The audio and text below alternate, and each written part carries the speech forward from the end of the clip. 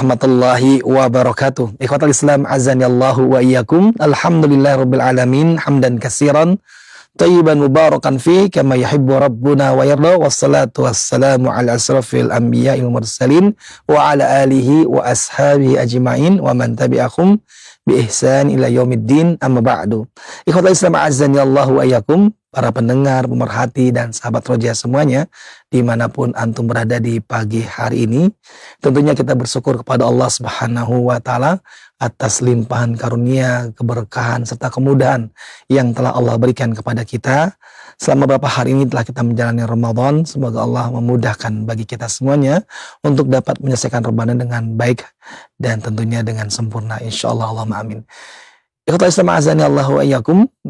Dan kita juga bersyukur pada Allah Subhanahu wa Ta'ala pada kesempatan pagi hari ini kembali kita akan menyimak satu kajian yang penuh dengan faedah yang akan kita ambil dari kajian pagi hari ini dengan tema yaitu 5 wasiat Nabi Yahya dan juga wasiat Rasulullah SAW kepada umatnya. Satu pembahasan lanjutan yang telah disampaikan oleh beliau pada pertemuan pertama sebagai pertemuan pertama pembahasan tema ini, dan kita akan simak pembahasan lanjutannya yang akan disampaikan oleh beliau.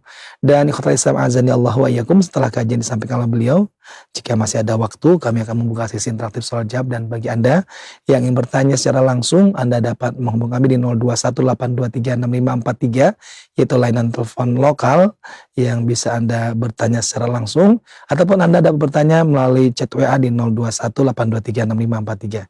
Nah, ikhwatal Islam azani Allahu wa iyyakum, alhamdulillah kami telah terhubung dengan Ustadz yang saat ini berada di studio Al-Iman Center. Kita akan simak bersama, dan kepada Ustadz kami persilakan, falyatafadhal maskuran.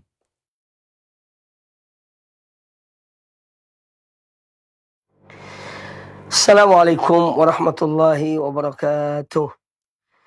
Innal hamdalillah nahmaduhu wa nasta'inuhu wa nastaghfiruh wa na'udzu billahi min shururi anfusina wa min sayyiati a'malina.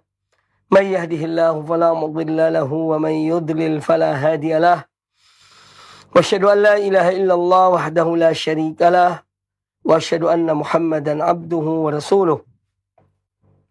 Amma ba'du fa inna ahsanal hadits kitabullah wa khairal hadi hadi Muhammadin sallallahu alaihi wa alihi wasallam wa syarrul umuri muhdatsatuha wa kullu muhdatsatin bid'ah wa kullu bid'atin dhalalah wa kullu dhalalatin finnar.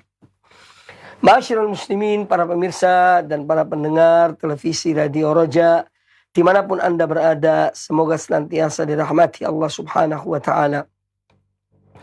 Alhamdulillah, pada kesempatan yang baik ini, di bulan yang mulia ini, bulan Ramadan, kita masih berada dalam keadaan sehat walafiat dan masih diberikan kesempatan oleh Allah Azza wa Jalla untuk menunaikan ibadah puasa di bulan yang mulia ini 1447 Hijriah.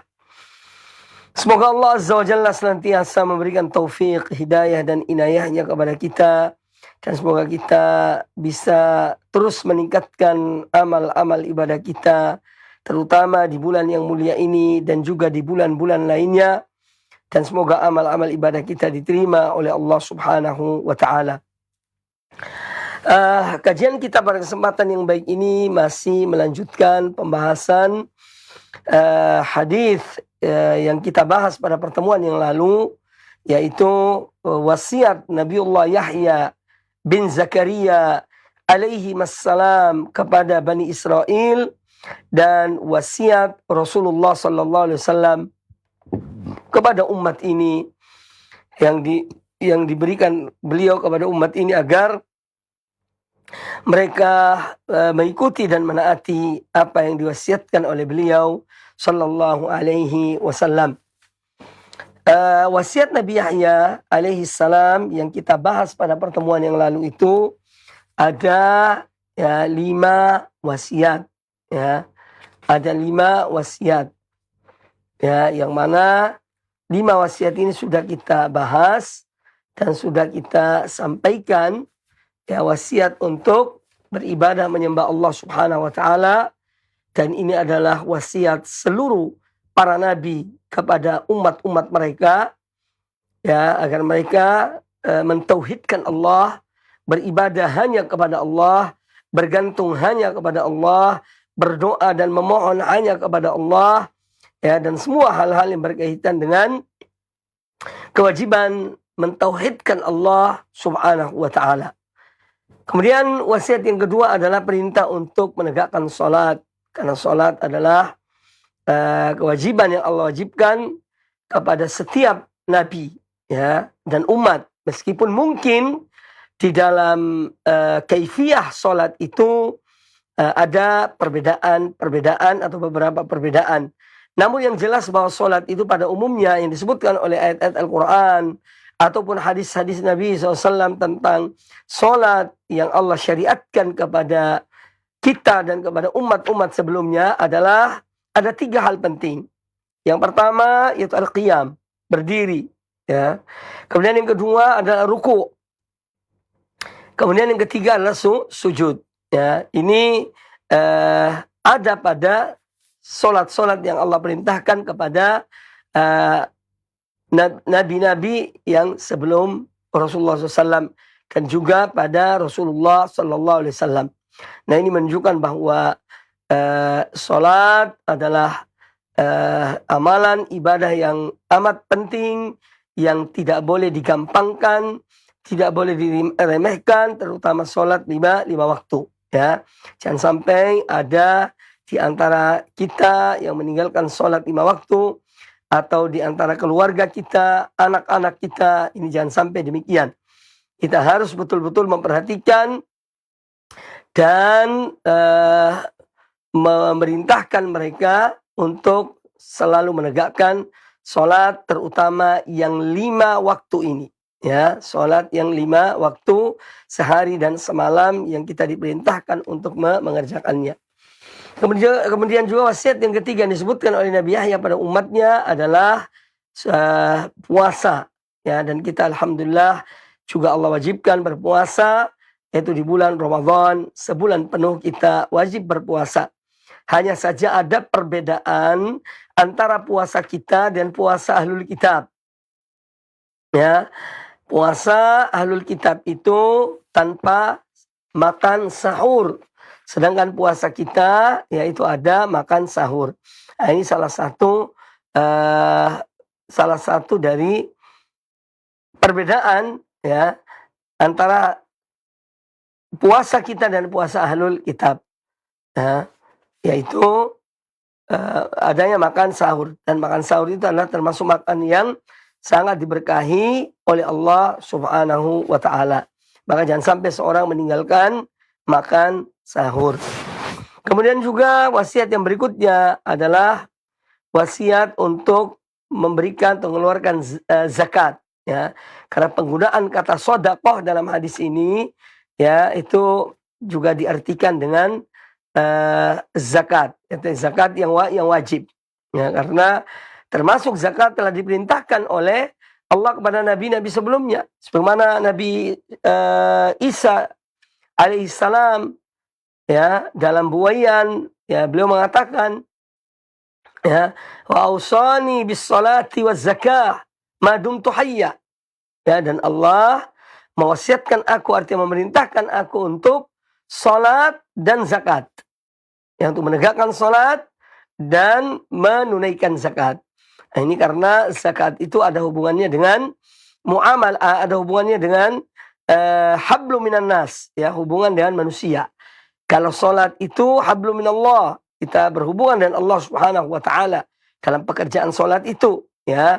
Makanya kita diperintahkan atau dianjurkan sekali agar bisa khusyuk di dalam salat, karena kita berhubungan dengan Allah Subhanahu wa taala, ya.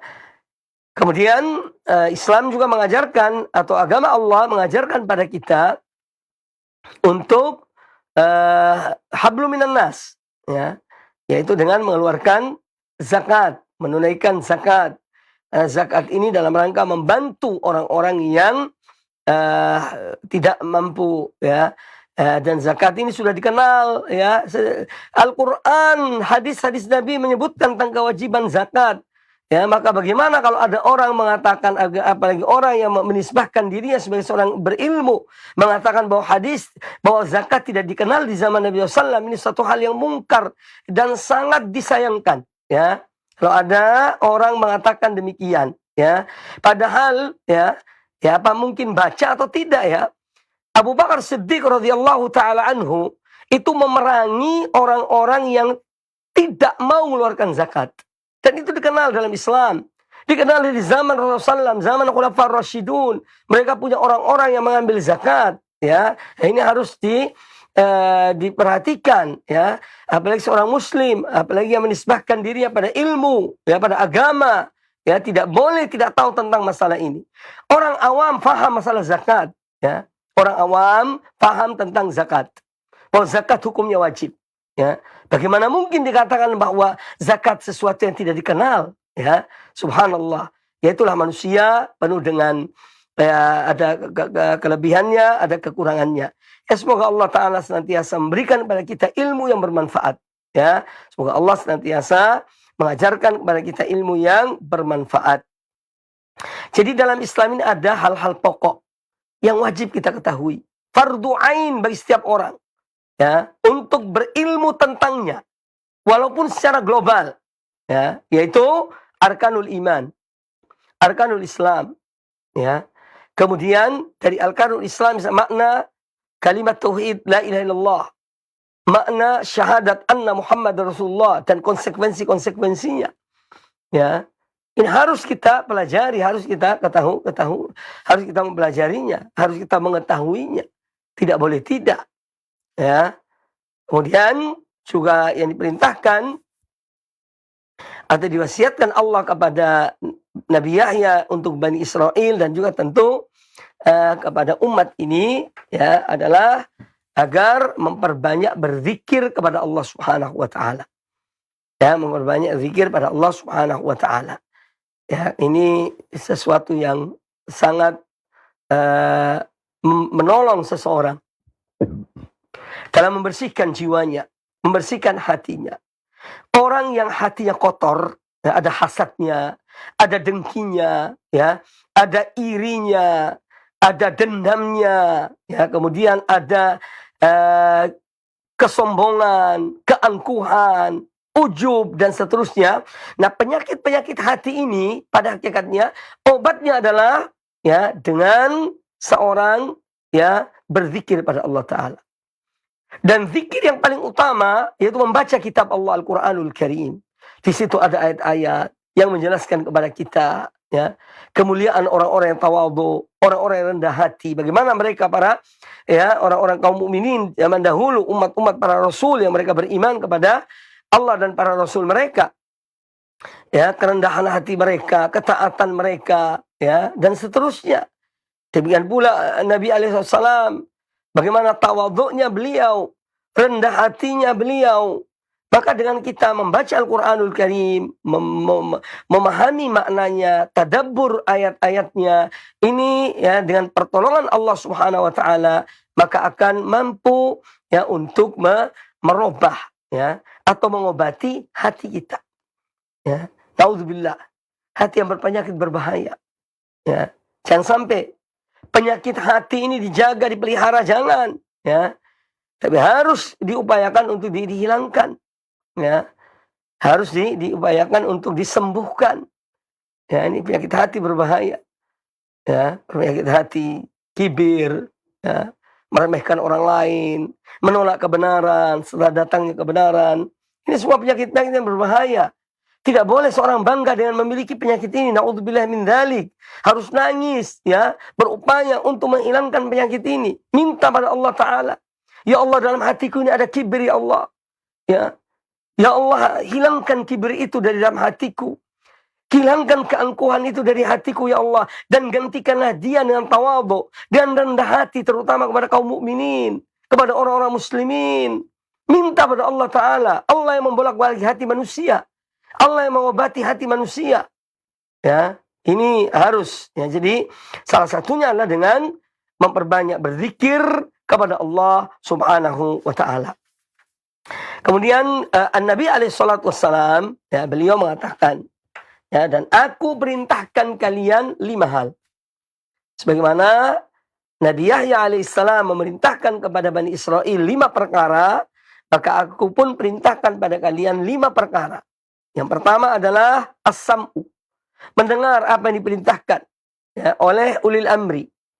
Yang kedua at-ta'ah, taat kepada ulil amri dalam hal-hal yang ma'ruf, bukan dalam hal yang maksiat.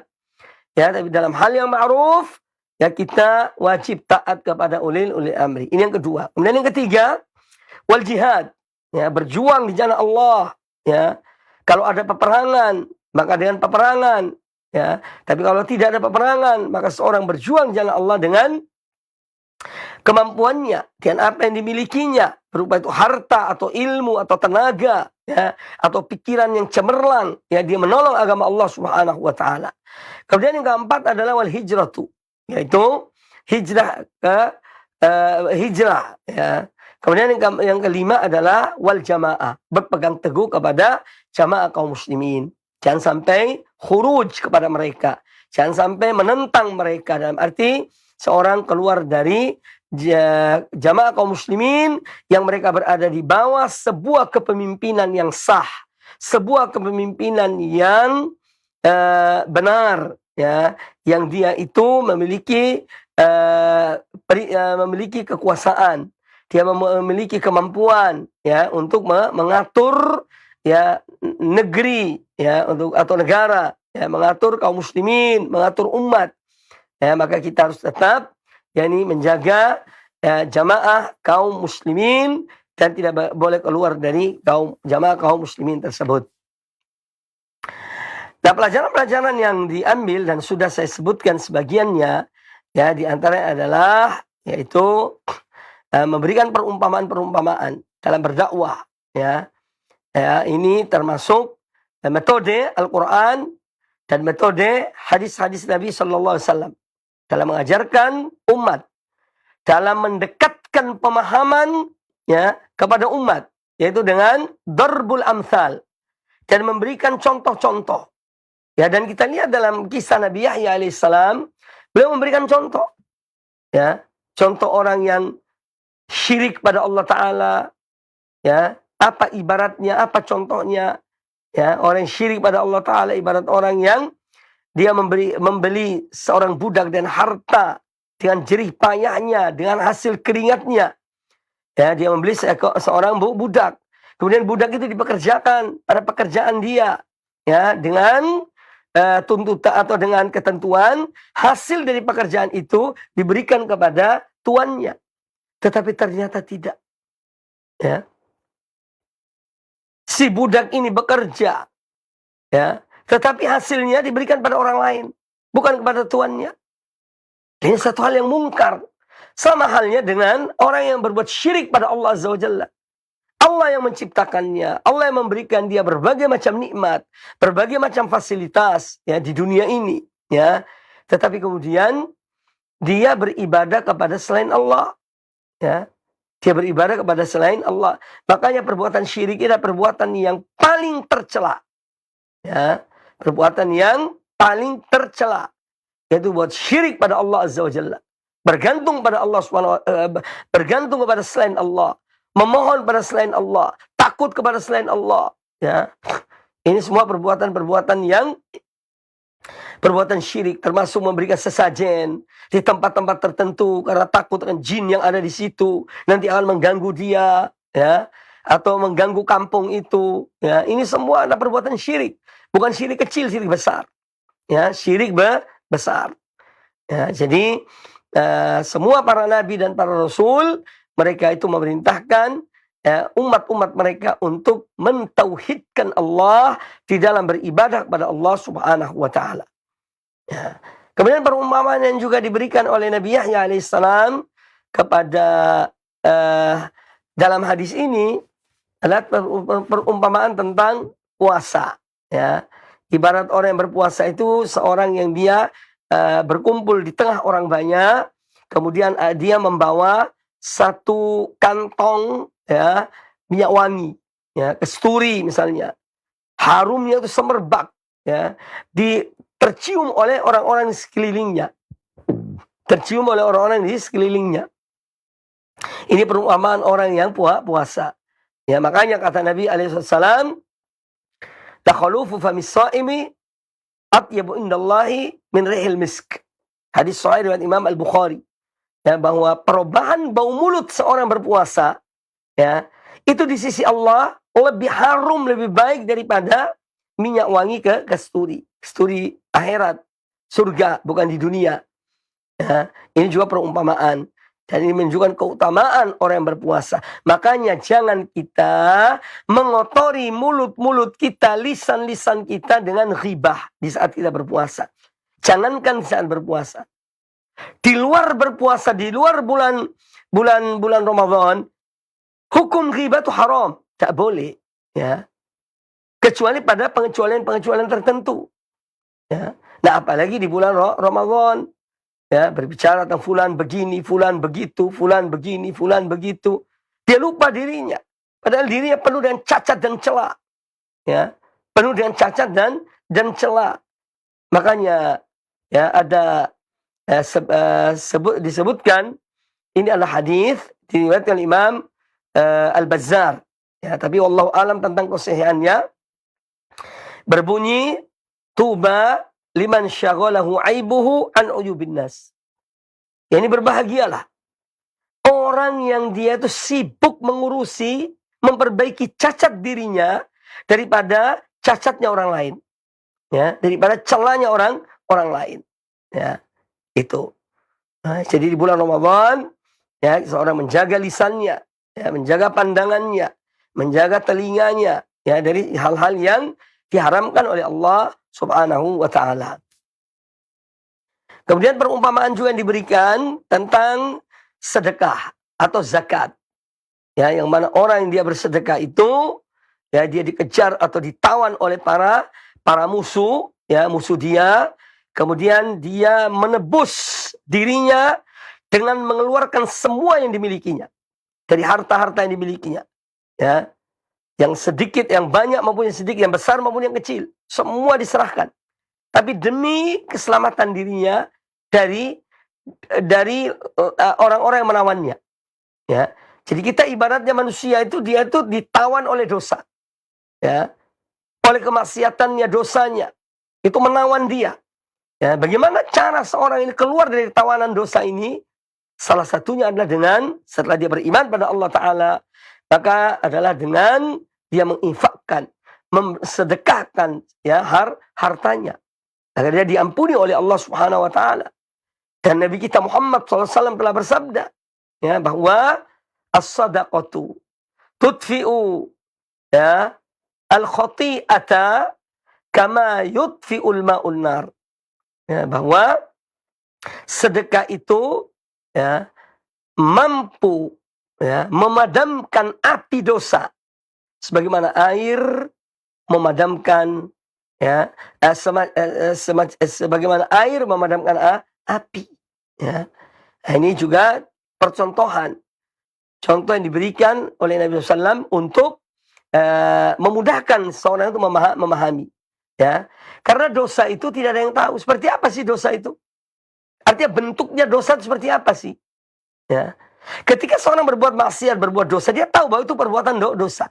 Tapi bagaimana hakikat dari dosa itu, tidak ada yang tahu. Ya. Maka digambarkan, ya, dengan hadis ini. Ya.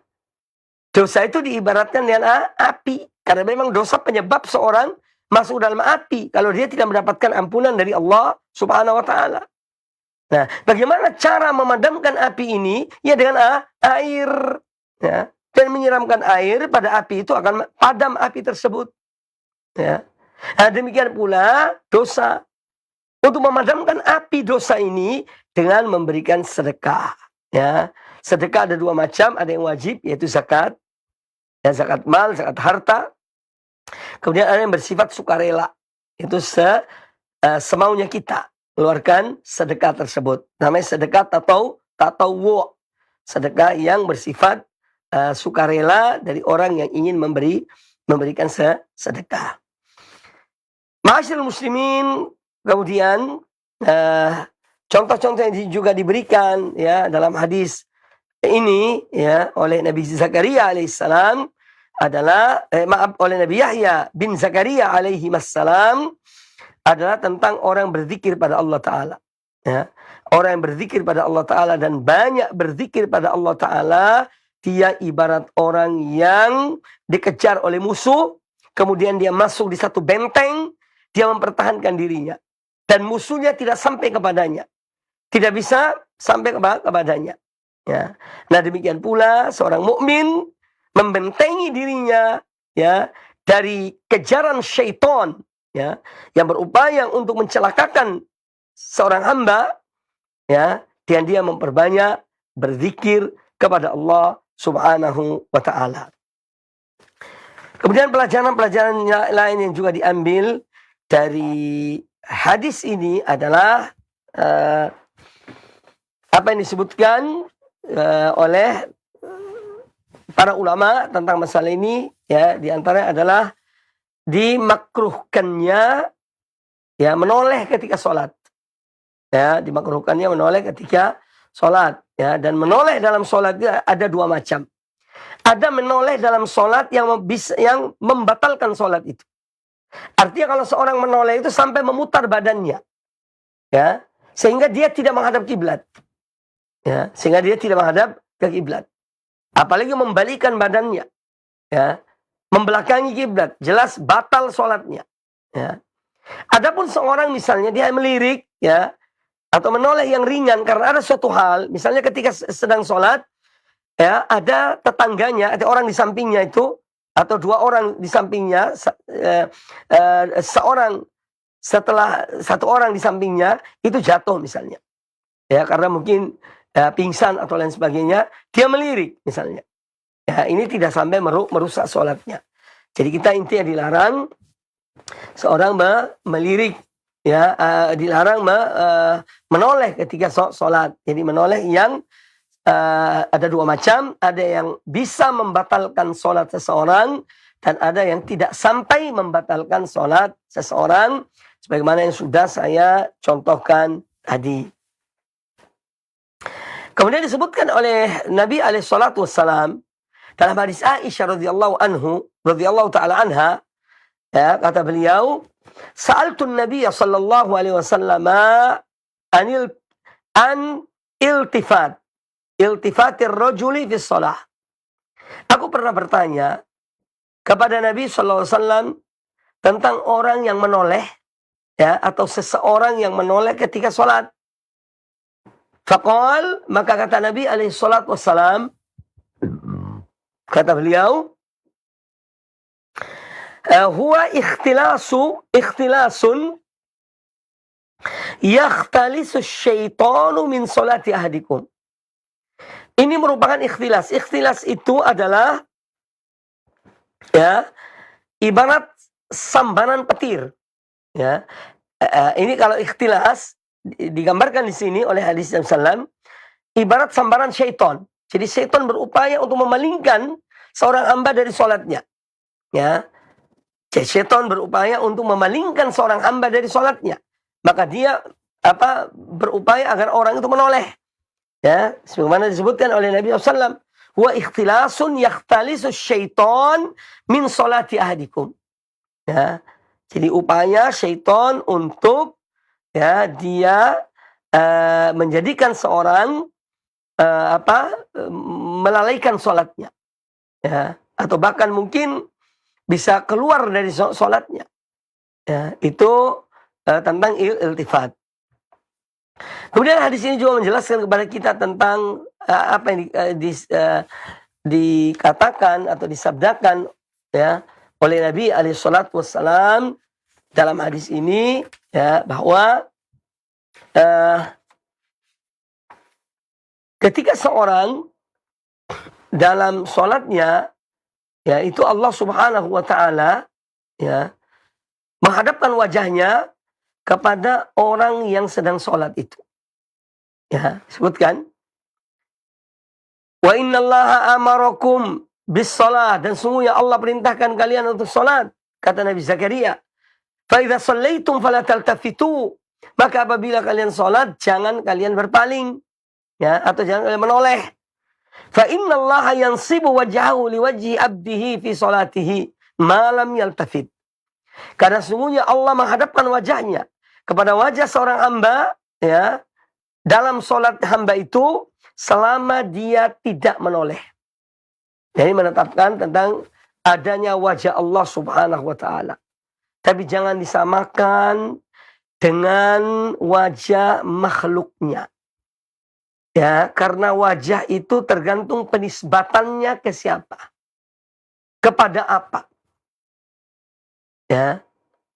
Kalau seorang mengatakan wajhul ardi, ya, itu artinya permukaan bumi.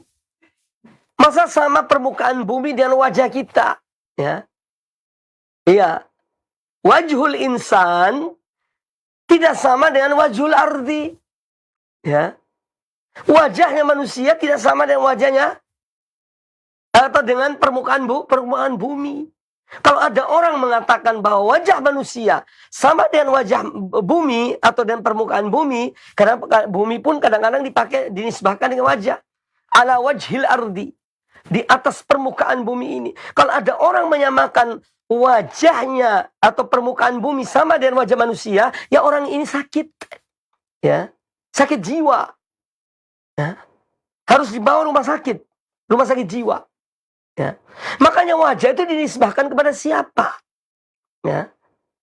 Wajah gajah, wajah sapi, masa sama? Nah kalau makhluk dan makhluk tidak sama, apalagi Allah Subhanahu wa taala. Ya.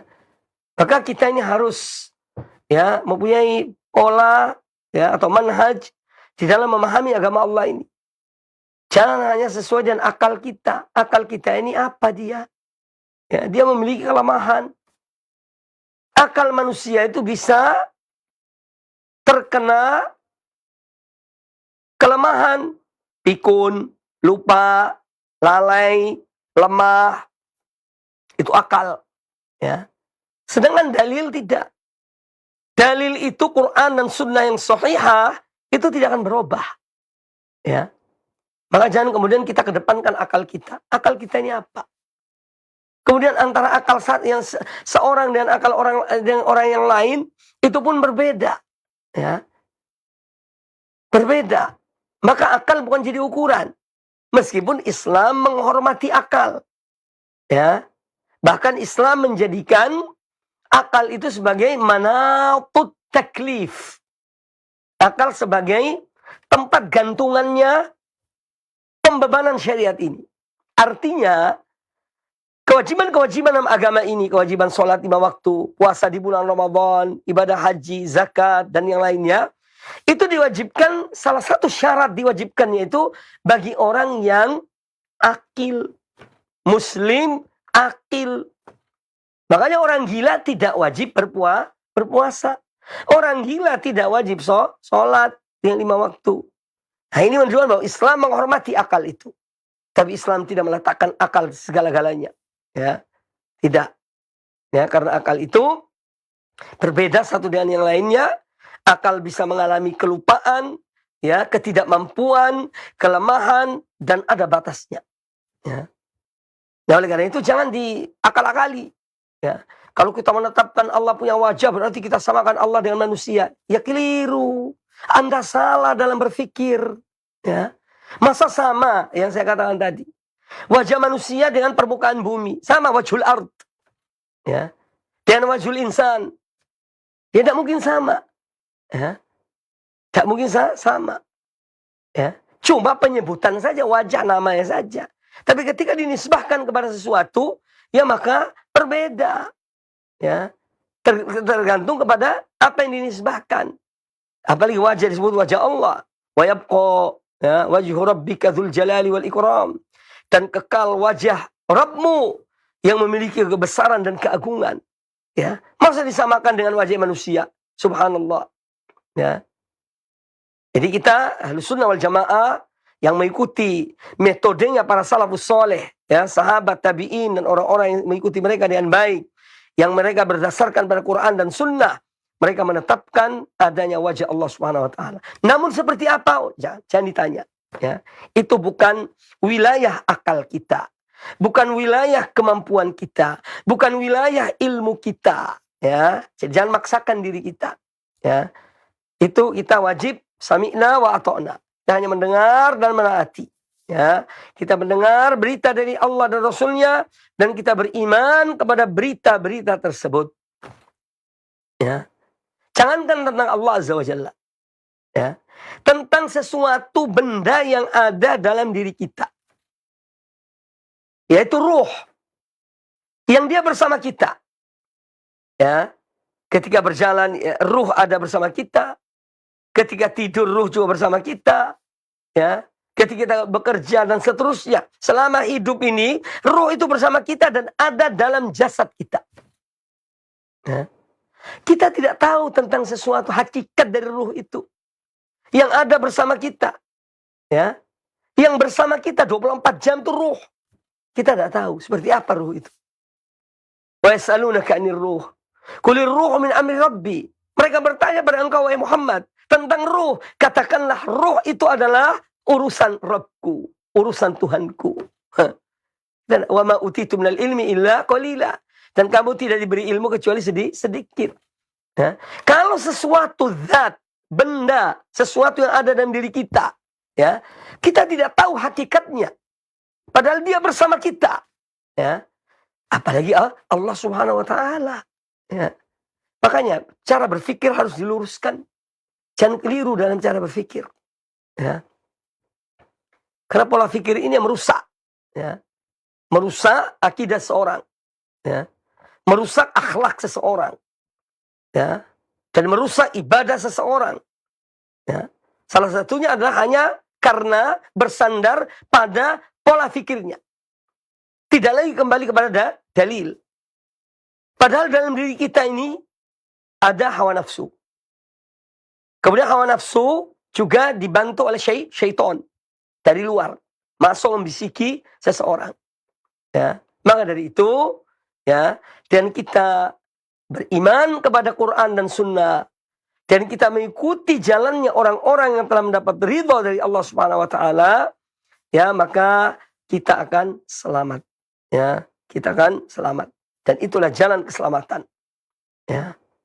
Dengan kita mendengar, menaati, kita meyakini, kita beriman tentang sifat-sifat Allah. Semua sifat Allah kita beriman padanya, ya. Semua sifat Allah yang ada dalam Quran dan Sunnah kita wajib beriman padanya, ya. Dan jangan kita gambarkan seperti apa sifat itu, jangan kita bayangkan seperti apa sifat itu, jangan kita robah, kita palingkan maknanya, ya. Jangan kita menyamakan dengan sifat makhluknya, ya, tidak. Tapi kita menetapkan dan kita meyakini hakikatnya hanya Allah yang mengetahui, ya. Hanya Allah yang mengetahui. Jadi menetapkan adanya wajah. Allah memiliki wajah. Ya, seperti apa? Ya jangan ditanya. Karena apa? Laisa kamitslihi syai'un wa huwas samiul basir. Tiada sesuatu pun yang menyerupai dia, ya. Dan Allah, dia yang maha mendengar lagi maha melihat. Dalam surat Asy-Syura ayat yang ke-11. Kemudian juga bahwa hadis ini, ya, memberikan kepada kita pelajaran, ya, tentang kewajiban untuk, ya, hal-hal yang diperintahkan tadi, ya, sholat, zakat, ya, dan seterusnya. Dan kemudian juga hadis ini memberikan pelajaran kepada kita sebagaimana dalam wasiat Nabi alaihissalam. Ya, wasiat beliau untuk apa? Ya, kata beliau, ya, wa amurukum bi khamsah. Ya, dan aku perintahkan kepada kalian 5 perkara.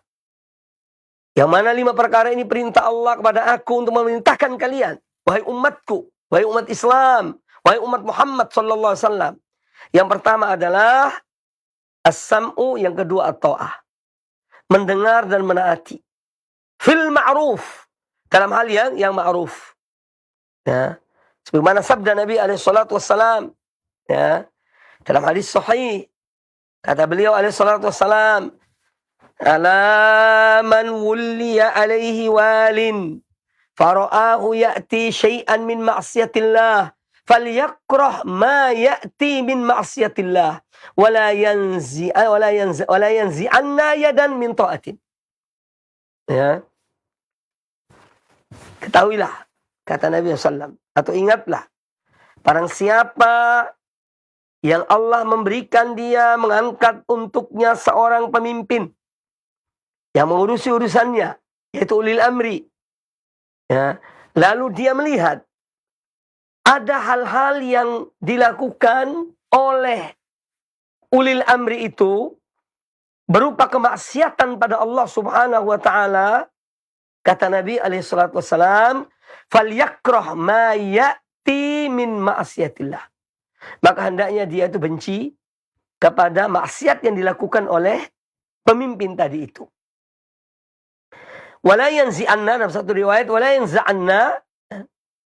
yanza'anna yadan min ta'atin. Dan yang sampai dia menanggalkan tangan baiatnya. Artinya jangan dia keluar, ya, memerangi atau keluar dari kepemimpinan ulil amri tersebut. Hadis sahih riwayat Imam Ibnu Abi Asim, ya, di dalam kitabnya As-Sunnah, juga Imam Ad-Darimi dan Imam Muslim, ya. Kemudian hadis Abdullah bin Umar radhiyallahu taala anhuma, ya, dari Nabi alaihi salatu wasallam, beliau mengatakan, alal mar'il muslimi, ya, as-sam'u wat ta'atu. Ya, bagi seorang muslim wajib mendengar dan menaati, fima ahabba wa kariha, baik dalam hal yang dia sukai ataupun dalam hal yang dia benci, illa an yu'mara bima'siyatin, kecuali kalau dia diperintahkan untuk berbuat maksiat pada Allah Ta'ala. Diperintahkan oleh ulil amri. Maka, fa'in umira bima'siyatin, kalau dia diperintahkan untuk bermaksiat, fala sam'a wala ta'ata, maka tidak ada kewajiban untuk mendengar dan menaati. Ya, tidak ada kewajiban untuk mendengar dan menaati. Tapi tetap tidak boleh khuruj pada mereka. Tidak boleh memberontak pada mereka. Karena dampaknya luar biasa. Ya. Oleh karena itu Nabi SAW mewanti-wanti kita, mengingatkan dengan tegas kepada umatnya, ya, agar jangan sampai, ya, mereka itu, ya, khuruj, memberontak kepada penguasa yang sah. Ya, karena ini dampaknya besar, akibatnya besar, ya, yang akan menimpa umat. Hadis yang kita dengar tadi riwayat Imam Muslim dan yang lainnya, ya, Imam Muslim dalam Sahihnya dan yang lainnya. Kemudian juga hadis Abdullah bin Umar yang lainnya, kata Nabi alaihi salatu wassalam, man khala'a yadan min ta'atin, barang siapa yang mencopot tangannya dari menaati ulil amri, ya, laqi Allah yaumal qiyamah la hujjata lahu, maka dia ketika di hari kiamat kelak akan bertemu dengan Allah Ta'ala dan dia tidak punya alasan. Ya, dia tidak mempunyai uzur, tidak mempunyai hujjah untuk membela, ya, dirinya, ya, ketika keluar dari kepemimpinan, ya, seorang pemimpin kaum muslimin. Lalu kata Nabi alaihi salatu wassalam, wa man mata wa laysa fi unuqihi bai'atun, dan barang siapa yang mati dan dia tidak pernah membaiat seorang pemimpin kaum muslimin, mata mitatan jahiliyah, maka dia mati, ya, ibarat matinya orang jahiliyah. Ya, karena orang jahiliyah dulu waktu di sana tidak ada kepemimpinan yang satu bagi mereka. Ya, mereka menaati kepala-kepala kabilah mereka, sehingga terjadi peperangan di antara mereka. Kemudian datang Islam, ya, menghilangkan ini semuanya. Pemimpin-pemimpin kabilah yang banyak itu tadi, ya, artinya seakan-akan dihapus oleh kepemimpinan yang tunggal, yang satu. Yaitu kepemimpinan tertinggi pada seorang khalifah misalnya, atau amirul mukminin, atau seorang malik, raja, ya, yang memang dia diangkat misalnya oleh rakyatnya, oleh umatnya. Ya. Jadi itu pola hidup jahiliyah dahulu. Ya, tidak ada kepemimpinan, ya, yang mereka taat pada pemimpin itu. Makanya setelah datangnya Islam, Islam ini memperbaiki kondisi masyarakat itu. agar mereka mempunyai seorang pemimpin.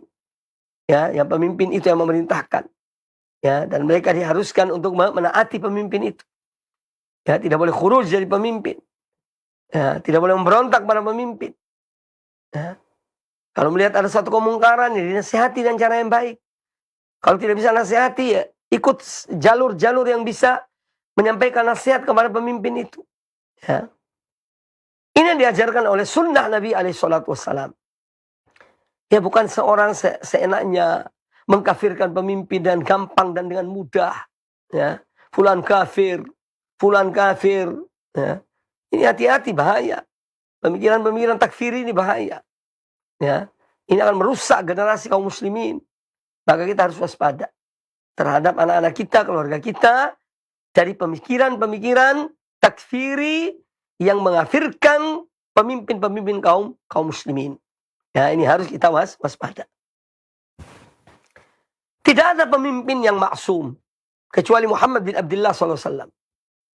Ya, jadi tidak ada pemimpin yang dia itu terpelihara dari kesalahan, dari kekurangan, dari cacat dan celah. Tidak ada kecuali Muhammad bin Abdullah SAW.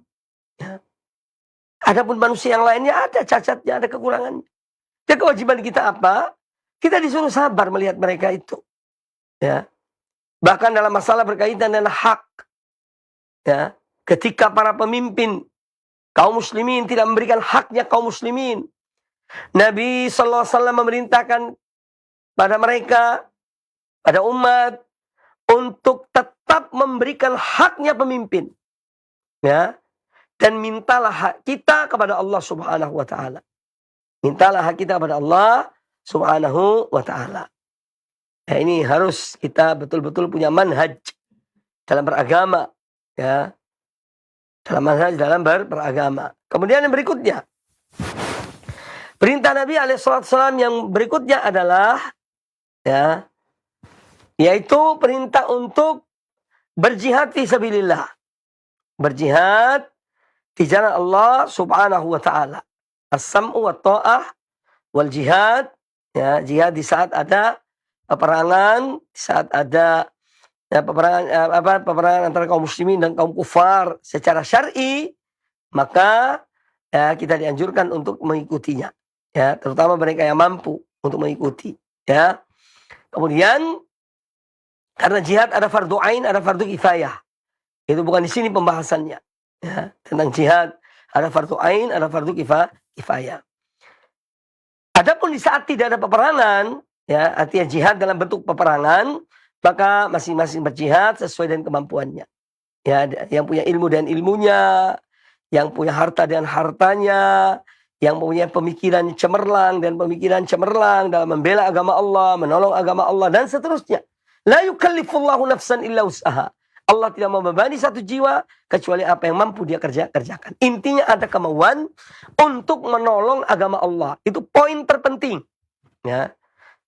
Yang berbahaya kalau sudah tidak punya perasaan, tidak ada lagi keinginan untuk menolong agama Allah, ya ini yang memprihatinkan. Tapi selama ada keinginan kita yang untuk menolong agama Allah, ya, baik dengan apapun yang kita miliki, ini adalah satu kebaikan bagi sebagai seorang muslim. Kemudian yang berikutnya, yang keempat adalah perintah untuk hijrah. Ya. Hijrah itu adalah secara makna, ya, bahasa, artinya berpindah dari satu tempat ke tempat lain. Itu hijrah. Ya. Namanya hijrah al-hissiyah. Contohnya hijrahnya kaum mukminin dari Mekah ke Madinah. Kaum mukminin dari Mekah ke Ethiopia, ke Habasyah dahulu, sebelum Nabi SAW hijrah ke Madinah. Sebagian kaum muslimin disuruh pergi ke Habasyah, ke Ethiopia. Ya. Nah, ini nama hijrah hissiyah. Nabi SAW hijrah bersama Abu Bakar Siddiq dari Mekah ke Madinah. Ya. Meninggalkan negeri kafir ke negeri muslim. Meninggalkan lingkungan yang jelek kepada lingkungan yang baik. Ya. Ini hijrah yang pertama, yaitu al-hissiyah. Kemudian yang kedua, ada hijrah yang kedua maknanya, yaitu al-hijrah al-ma'nawiyah. Al-hijrah al-ma'nawiyah. Yaitu seorang meninggalkan larangan-larangan Allah. Ya, seorang meninggalkan larangan Allah ini termasuk hijrah al-ma'nawiyah. Ini berdasarkan hadis Nabi alaihi salatu wassalam, riwayat Imam Abu Dawud dan yang lainnya, hadis sahih. Kata Nabi alaihi salatu wassalam, wal muhajiru man hajara ma nahallahu an. Dan orang yang berhijrah adalah orang yang meninggalkan apa-apa yang dilarang oleh Allah. Ya, ini namanya hijrah secara maknawiyah. Ya. Jadi kalau seorang misalnya tadinya dia minum khamr, minum minuman keras, kemudian dia ingin hijrah, dia meninggalkan minuman itu. Dia ingin meninggalkan maksiat ini, maka dia termasuk orang berhijrah. Ya. Dari kemaksiatan kepada ketaatan. Ya, ini hijrah maknawiyah. Dan hijrah ini berjalan terus sampai hari kiamat. Sunnatun madhiyatun ila qiyamis sa'ah. Itu hijrah. Ya, tetap berjalan. Ya, tetap berjalan. Kecuali hijrah dari Mekah ke tempat lain. Ya, karena Mekah itu akan menjadi negeri kaum muslimin sampai hari kiamat kelak. Ya. Maka kata Nabi alaihissalam, la hijrata ba'dal fathi. Tidak ada lagi hijrah setelah penaklukan kota Mekah. Artinya kota Mekah ini akan tetap menjadi kota kaum muslimin ya sampai qiyamus sa'ah. Sampai datangnya hari kiamat. Kemudian perintah berikutnya yang diperintahkan oleh Nabi alaihissalam ya dalam hadis ini tadi ada perintah untuk berpegang teguh pada jamaah kaum muslimin. Ya. Ya, dia tetap bergabung, yakni luzum jamaatil muslimin. Ya, jangan sampai dia keluar dari jamaah kaum muslimin, bikin kelompok sendiri, punya landasan-landasan sendiri, punya imam sendiri, ya, diangkat imamnya, dibaiat imamnya, tapi di bawah tanah, ya. Ini tidak dibenarkan. Ya, kita tetap disuruh bersabar. Apa yang kita hadapi pada jamaah kaum muslimin? Mungkin ada hal-hal pelanggaran, ada hal-hal yang kita tidak ridho. Maka kita tetap bersabar. Kita ingkari dengan, kalau bisa dengan tangan, ya dengan kemampuan, artinya dengan wewenang, silahkan. Tapi tidak semua orang punya wewenang. Ada orang dia tidak bisa mengingkari kemungkaran itu dengan wewenangnya dan kekuasaannya, maka dia ingkari dengan lisannya. Dia nasihat, kalimat-kalimat yang baik kepada orang yang melanggar. Kemudian yang ketiga, kalaupun tidak, maka dengan hatinya. Mengingkari kemungkaran itu dengan hatinya. Ini yang paling lemah. Nah, itu diantara pelajaran-pelajaran yang merupakan sambungan dari kajian sebelumnya tentang hadis ini. Ya, semoga bermanfaat. Masih ada waktu kurang lebih 10 menit. Kita kembalikan kepada pembawa acara. Ya, satu lagi poin belum, yaitu larangan Nabi SAW untuk untuk mengembalikan atau berperilaku dengan perilaku jahiliyah zaman dahulu. Ya, ini termasuk yang dilarang dalam hadis ini oleh Nabi alaihissalam. Bahkan terancam orang menghidupkan kembali pola-pola hidup jahiliyah itu terancam oleh api neraka. Ya, maka apa yang Allah ajarkan pada kita, Islam datang kepada manusia adalah satu kenikmatan. Ya, dia menerangkan kegelapan yang ada di zaman jahiliyah. Maka jangan sampai seorang kembali kepada pola-pola hidup, ya, adat istiadat, perilaku jahiliyah. Ya, karena itu sudah dihapus oleh Islam. Dan orang yang menghidupkan kembali pola-pola hidup jahiliyah terancam oleh ancaman Allah dan Rasulnya berupa api neraka. Demikian, semoga bermanfaat. Silakan pada pembawa acara untuk melanjutkan sesi pertanyaan. Aqulu qouli hadza wallahu taala a'lam. Nah Ustaz, jazakumullah khairan barakallahu fikum atas materi yang telah disampaikan di pagi hari ini tentang 5 wasiat Nabi kepada umatnya. Ikhwatul Islam azani Allah wa iyyakum, kita akan buka sesi interaktif soal jawab bagi Anda yang ingin bertanya secara langsung. Anda dapat menghubungi kami di 0218236543 ataupun Anda dapat mengirimkan pertanyaan melalui chat WA di 0218236543. Kita angkat pertanyaan pertama melalui telepon yang telah terhubung. Kami persilakan kepada Anda. Ya, silakan.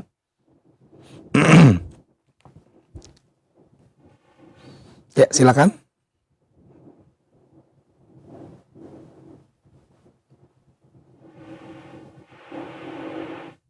Ya, silakan, Bapak. Ibu yang telah terhubung.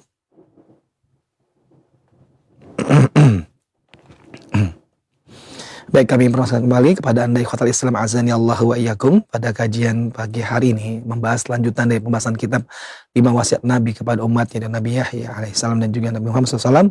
Kita simak bersama pembahasan dari lanjutkan pembahasan ini. Dan kepada Anda ikhwatal Islam azani Allah wa iyyakum yang ingin bertanya, kami persilakan Anda untuk bertanya di 0218236543 untuk Anda bertanya secara langsung, ataupun Anda dapat kirimkan pertanyaan Anda melalui chat WA di 0218236543. Nah, kami persilakan kepada Anda yang telah terhubung.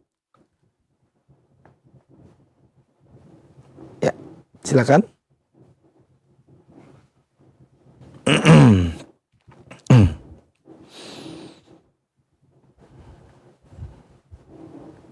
Baik.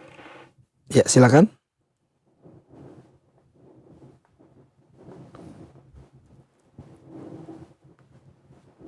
Nah, baik, kami coba angkat pertanyaan melalui pesan singkat yang sudah masuk, Ustaz.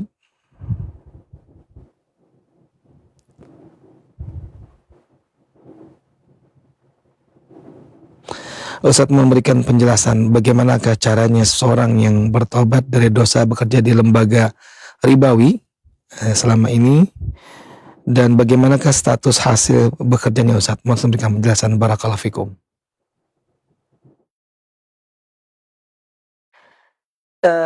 Baik tentang seorang yang pernah bekerja di sebuah institusi ribawiyah. Yang pertama, dia bertobat dengan memohon ampun pada Allah Azza wa Jalla, dan menyesali perbuatannya mungkin karena kejahilannya dahulu, sehingga dia berkecimpung dalam dunia tersebut, maka mohon ampun pada Allah Azza wa Jalla. Kemudian yang kedua, dia memperbanyak sedekah. Dia memperbanyak sedekah, dan mohon pada Allah Ta'ala, dan Allah pasti akan memberikan jalan keluar padanya, dari harta yang dimilikinya. Kan tidak semua harta yang dimilikinya itu haram, karena di hasil pekerjaan dia, jasa dia dibayar, tentu itu adalah haknya dia. Itu adalah haknya. Oleh karena itu, yang merupakan haknya dia silakan diambil. Tapi dia hendaknya memperbanyak sedekah, sehingga dengan sedekah itu akan semoga bisa membersihkan hartanya. Ini jawaban kami, wallahu taala a'lam, dan bisa ditanyakan juga kepada ustadz-ustadz yang lainnya. Nah, Ustaz, jazakumullah khairan, barakallahu fikum atas jawaban yang telah disampaikan, Ustaz. Dan kami informasikan, Ustaz, mohon maaf adanya gangguan teknis di studio kami, yaitu telepon untuk bertanya dari pemirsa atau pendengar kita ada gangguan dan tidak bisa digunakan, Ustaz, sehingga telepon mungkin banyak yang masuk tapi tidak bisa diangkat. Oleh karena itu kami mohon maaf, Ustaz, untuk kajian hari ini kami coba sekian, dan sebelum kita akhiri kami meminta pada Ustaz menyampaikan ikhtitam. Silakan, Ustaz. Kaum muslimin, kaum muslimat rahimakumullah, alhamdulillah, semoga apa yang disampaikan bermanfaat bagi kita semuanya. Itulah ilmu, dan memang ilmu ini luas, kita diberikan sedikit oleh Allah Subhanahu wa taala, maka janganlah kita kemudian menyombongkan diri kita, sebagaimana Allah Taala berfirman, "Wa ma utitum minal ilmi illa qalila." Dan tidaklah kalian diberikan ilmu kecuali sedikit. Namun ilmu yang sedikit ini semoga bermanfaat, Kita terus belajar, terus kita berupaya untuk belajar, menambah ilmu kita, kemudian ilmu yang kita miliki, walaupun sedikit, hendaknya kita bisa mengamalkannya, bisa menerapkannya dalam kehidupan kita. Kemudian pesan yang kedua, kita berada di satu masa, di saat-saat yang banyak fitnahnya. Contohnya apa yang terjadi misalnya di Timur Tengah, tentang peperangan. Maka sebaiknya seorang itu, di zaman yang fitnah ini, yang pertama kita harus yakin betul bahwa apa yang terjadi di muka bumi ini semua adalah takdir Allah Subhanahu wa taala, Jangankan peperangan menumpahkan darah, daun yang jatuh dari sebuah pohon, itu adalah ketentuan Allah Subhanahu wa taala. Maka kita harus yakin betul bahwa ini apa yang terjadi adalah ketetapan Allah Ta'ala. Yang kedua, bahwa kita yakin pada Allah Azza wa Jalla. Ya. Bahwa semua ada hikmahnya. Ya, ada hikmahnya. Ya, sehingga kita lebih menyerahkan hal itu kepada Allah Subhanahu wa Ta'ala. Kemudian yang ketiga, hendaknya kita banyak berdoa. Di zaman banyak fitnah, banyak godaan ini, hendaknya kita banyak berdoa pada Allah Subhanahu wa Ta'ala. Ya. Kemudian yang keempat, hati-hati dari syubhat. Ya, syubhat-syubhat dari orang-orang yang tidak punya ilmu. Ya, tapi mereka hanya punya hamas, semangat. Ya. Kemudian mereka membela ahlul batil. Ya, atau menolong ahlul batil dalam kebatilan mereka. Maka ini kita harus waspada, harus hati-hati. Ya, apalagi kita di bulan Ramadan, mari kita sibukkan dengan meningkatkan amal-amal kebaikan, amal-amal ibadah kita. Ya, ini pesan-pesan saya ya kepada kita semuanya, terutama diri saya dan yang mendengarkannya, khususnya di saat terjadinya apa yang terjadi ya di dunia ini saat ini, terutama di Timur Tengah, agar kita lebih hati-hati dan kita mendoakan saudara-saudara kita kaum muslimin yang sedang melakukan ibadah umroh, semoga ibadah mereka lancar, dimudahkan oleh Allah Ta'ala dan semoga diterima oleh Allah Subhanahu Wa Ta'ala. Dan dimudahkan mereka untuk kembali ke tanah air, ya, bertemu dengan keluarga, ya, keluarga mereka dalam keadaan selamat, sehat walafiat dan dengan amal-amal ibadah yang diterima oleh Allah Subhanahu wa Ta'ala. Ini mungkin dari saya. Aku qouli hadza wa jazakumullah khairan. Ya, kami ucapkan terima kasih pada semuanya, ya. Subhanakallah wa bihamdika asyhadu an la ilaha illa anta astaghfiruka wa atubu ilaik. Wa sallallahu wa sallam wa barak ala nabiyyina wa ala alihi washabihi ajma'in. Tsumma assalamualaikum warahmatullahi wabarakatuh. Waalaikumsalam warahmatullahi wabarakatuh. Kami ucapkan terima kasih banyak kepada guru kita Al-Ustaz Al-Fadil Mubarak Mu'alim LCM Ahiyafullahu Ta'ala yang telah menyampaikan materi di kesempatan pagi hari ini tentang 5 wasiat Nabi kita, Nabi Yahya dan juga Nabi Muhammad SAW kepada umatnya. Satu wasiat-wasiat yang sangat berharga untuk kita simak bersama dan kita amalkan. Dan kami ucapkan terima kasih kepada beliau atas waktu yang telah beliau berikan serta materi yang telah beliau sampaikan dan juga jawaban-jawaban yang telah beliau paparkan di sela-sela kesibukan beliau di dalam menjalankan bulan Ramadan ini. Semoga Allah Subhanahu wa Ta'ala menjaga beliau, memberikan kesehatan kepada beliau dan meluaskan keimanan beliau sehingga semakin banyak faedah ilmu yang dapat kita ambil dari setiap perjumpaan bersama beliau, insyaallah, Allahumma amin. Dan juga untuk rekan-rekan kami kru Roja Celengsi dan rekan-rekan kami dari kru Al-Iman Center atas kerjasamanya dapat menghadirkan kajian di tengah-tengah kalangan kaum muslimin. Kami ucapkan terima kasih banyak. Jazakumullah khairan, barakallahu fikum. Dan semoga Allah Subhanahu wa Ta'ala mudahkan kembali bagi kita untuk bisa menghadirkan kajian-kajian yang penuh dengan faedah ini di tengah-tengah kalangan kaum muslimin, insyaallah, Allahumma amin. Untuk Anda semuanya ikhwatal Islam azani Allah wa iyyakum yang telah membersamai kami dari awal hingga akhir dari acara ini, kami ucapkan terima kasih banyak atas kebersamaan Anda. Jazakumullah khairan, barakallahu fikum. Nantikan kembali lanjutan pembahasan-pembahasan lainnya yang akan kita simak, yang akan disampaikan oleh beliau pada pertemuan-pertemuan mendatang, insyaallah, Allahumma amin. Akhir kalam, kami mohon undur diri dan mohon maaf jika terdapat kekurangan dan mohon maaf pula atas gangguan ini sehingga mungkin banyak para penelpon yang mencoba menghubungi qadarullah wa syafa'al tidak dapat kami angkat karena sebabkan adanya gangguan pada telepon kami di studio. Dan semoga Allah Subhanahu wa Ta'ala memudahkan bagi kita semuanya menjalankan bulan Ramadan ini dan kita keluar menjadi orang-orang yang mendapatkan ampun dari Allah Subhanahu wa Ta'ala. Billahi taufiq wal hidayah. Wassalamualaikum warahmatullahi wabarakatuh.